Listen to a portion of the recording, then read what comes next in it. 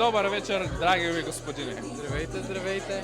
Аз съм дошъл да ти задам някой друг неудобен въпрос. Окей. Достатъчно подпинал ли си тази вечер? Как оценяваш своето пияно състояние от 1 до 10? Аз не пия. Ти не пиеш? Не пия, да. По принцип или там?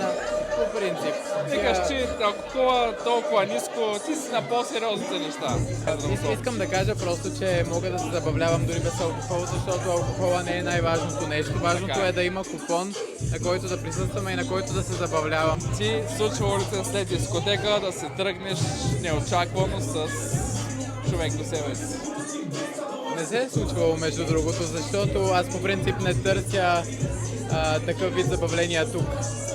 Но Какъв вид забавление търси дискотека? просто да дойда тук с приятели, да се Просто забавлявам и слушаш заедно музика. да... Повод това, че днес много се скепих, ти подарявам един ваучер за нашия сайт